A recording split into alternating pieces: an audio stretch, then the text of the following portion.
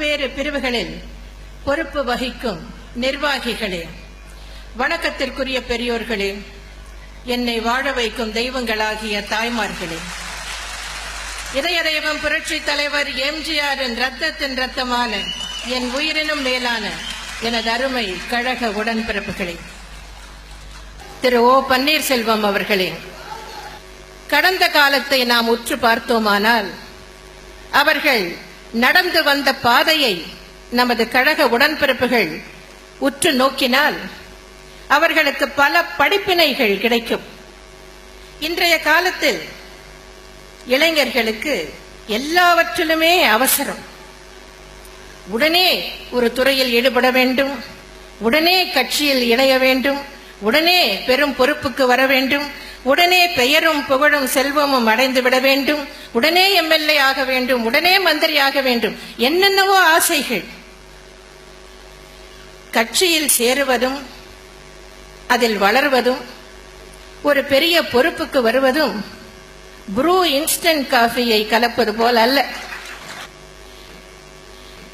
திரு ஓ பன்னீர்செல்வம் அவர்கள் எப்படி வளர்ந்துள்ளார்கள் என்பதை உங்களுக்கு சுட்டிக்காட்ட விரும்புகிறேன். திரு ஓ பன்னீர்செல்வம் அவர்கள் 1977ஆம் ஆண்டில் கழக உறுப்பினராக இணைந்தார். 1980இல் பெரியகுளம் நகர 18வது வார்டு கழக மேலமைப்பு பிரதிநிதியாக இருந்தார்.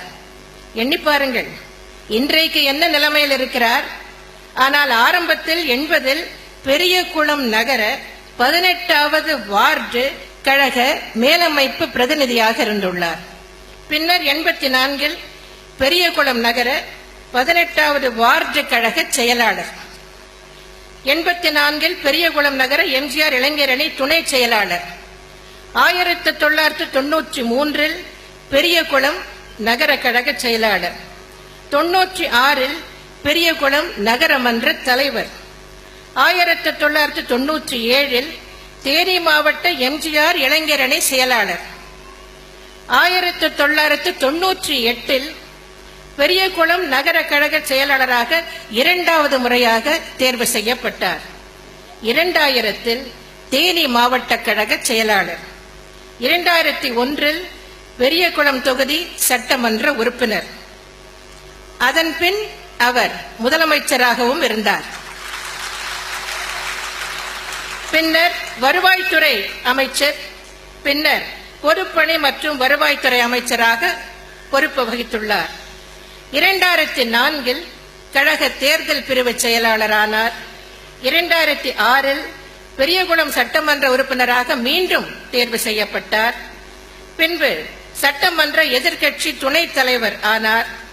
2007இல் கழக பொருளாளரானார்.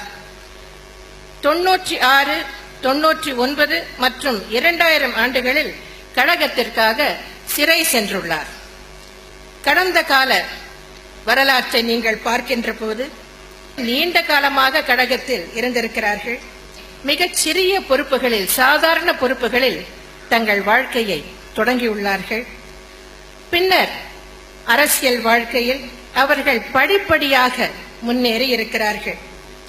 அவர்களுடைய உழைப்பு, இயக்கத்தின் பால் அவர்களுக்குள்ள விசுவாசம், தலைமையிடம் அவர்கள் கொண்டுள்ள பற்று, இவற்றின் காரணமாக அவர்கள் படிப்படியாக உயர்ந்துள்ளார்கள்.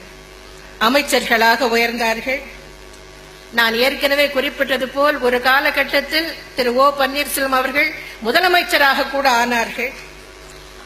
இன்னும் சொல்ல போனால் நம்முடைய வரலாற்றில் இந்த ஒரே ஒரு விஷயத்தில் தான், இந்த ஒரே ஒரு கேஸ் ஹிஸ்டரி தான் உள்ளது.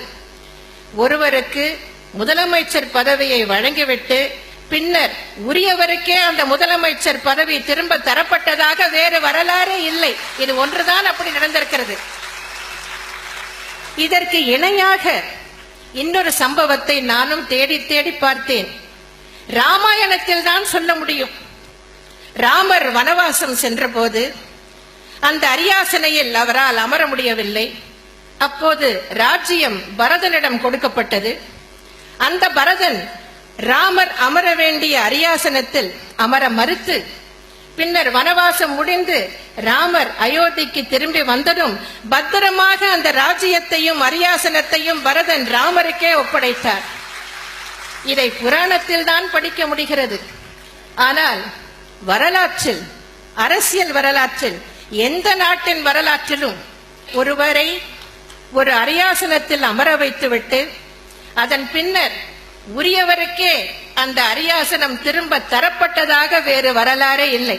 அந்த புதிய வரலாற்றை படைத்து காட்டியவர் அன்பு சகோதரர் ஓ பன்னீர்செல்வம் அவர்கள். இயக்கத்தில் உண்மையாக உழைத்தால், இயக்கத்தின் மீதும் தலைமை மீதும் பற்று கொண்டு விசுவாசமாக இருந்தால், வளர்ச்சி என்பது யாராலும் தடுக்க முடியாது, தவிர்க்க முடியாத ஒன்று என்பது தெரிகிறது. உங்கள் அனைவருக்கும் எனது நல்வாழ்த்துக்களை தெரிவித்துக் கொண்டு, அண்ணா நாமம் வாழ்க, புரட்சி தலைவர் நாமம் வாழ்க என்று கூறி விடை பெறுகிறேன். நன்றி, வணக்கம்.